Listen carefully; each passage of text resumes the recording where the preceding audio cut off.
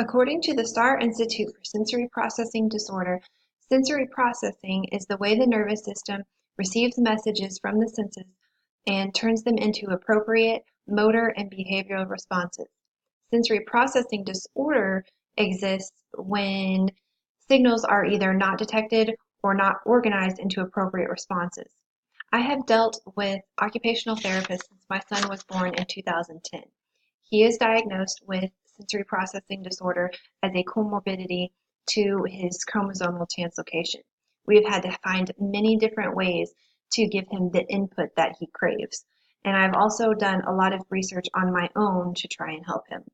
Because sensory processing disorder is not a diagnosis that is currently recognized in the DSM, this means that people who suffer from this condition, which greatly affects their lives, have a much harder time getting the therapies that they need unless they have a recognized underlying condition to which the SPD is just a comorbidity. My hope is that I can convince enough of the right people that sensory processing disorder is a significant enough condition with proven treatment methods that it needs to be recognized in the DSM to help make getting treatment easier. In the next few minutes, I'll be going over how SPD affects people, the two different types of SPD, as well as what I think a good solution to this is. Unless you have experience with SPD in some way, most people don't know what it is or why it would even matter that it's in the DSM. While most of us have occasional difficulties with sensory processing information, or processing sensory information, for children with SPD, the symptoms are chronic and significantly disrupt everyday life. And in one article, in the American Journal of Occupational Therapy, it said there was a study done that shows that at least 1 in 20 children's daily lives are affected by SPD. Jean Ayers, an occupational therapist, educational psychologist, and neuroscientist, has likened SPD to a neurological traffic jam that prevents certain parts of the brain from receiving the information needed to interpret sensory information correctly. In the book, Understanding Regulation Disorders of Sensory Processing in Children, it is noted that the parents of children with SPD relate that their children demonstrate a lack of awareness of personal space, safety, and judging distances. They experience tactile and noise sensitivity, fine motor problems, food allergies, excessive movement and sleep, and even night terrors. The children sometimes are advanced in cognitive areas, but not often have poor social skills and tend to seek out and play with children that are either younger or older than themselves.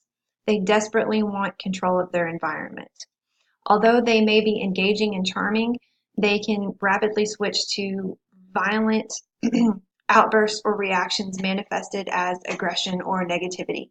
Their conversational ability may be high, but they may have slow speed in completion of goal-directed activities.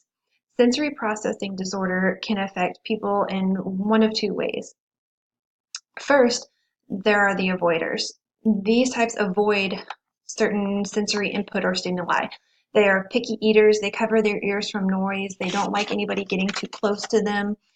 They're oversensitive to pain and feel everything much more than they should, and they can't stand the feel of tags and seams on their clothes. The other type is called the seekers. A seeker seeks out sensory information or input. They love movement, they love being rough and active, they like crashing into everything, floors, people, walls. They have a hard time sitting still and have a poor attention span. They love to engage in messy play, and they have a high tolerance to pain. People with SPD can have symptoms of either one or the other, or they can have a few symptoms of both. Children with SPD can sometimes suffer with problems with fine or gross motor skills. According to the Child and Mind Institute, aside from the 5 senses that we all learned about in elementary school, we have 2 more internal senses. There is proprioception, which is body awareness, and vestibular or movement. The proprioceptive system tells the brain where the body is in relation to other objects and how to move. The vestibular system is key to balance and coordination. So in children who are hyposensitive, or the seekers, they crave input. They love spinning, jumping, crashing, and going fast, while those who are hypersensitive, the avoiders, may seem clumsy because they don't have good balance and they have a difficult time understanding where their body is in relation to everything else. As you can see, there are many issues children face when it comes to dealing with SPD. There are some treatment options available to help them effectively navigate life around these issues. Most often, treatment for SPD is occupational therapy. Many therapists use a sensory integration approach that uses activities to help retrain the senses. Unfortunately, because sensory processing disorder is not recognized in the DSM, the Diagnostic and Statistic Manual of Mental Disorders, a handbook used by healthcare professionals in the U.S. as the authoritative guide to the diagnosis of mental disorders, insurance companies usually will not approve for reimbursement of such therapies. If SPD can be included in the DSM, that means that children who suffer from it will be much more likely to receive not only the proper diagnosis for it, but also a much needed treatment. I believe that the sooner a child can start receiving treatment, the more likely they are to move further in their treatment and become productive members of society the older they get. In an article on SPDstar.com, it said untreated SPD that persists into adulthood can affect an individual's ability to succeed in marriage, work, and community social environments. The same article also goes on to say that research by Alice Carter suggests that families of children with SPD have more serious impairments than families of children with diagnosed disorders such as anxiety, autism, ADHD, or bipolar disorders, because they are more established disorders. We believe this is due in part to the disorder not being recognized officially, so there are few support groups and parents are often led to feel the problems are their fault.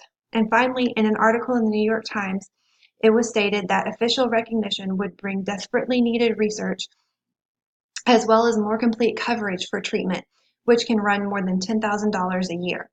With this information, I believe that adding SPD in the DSM is the best next step in helping treat those who suffer with it and not alienate their families.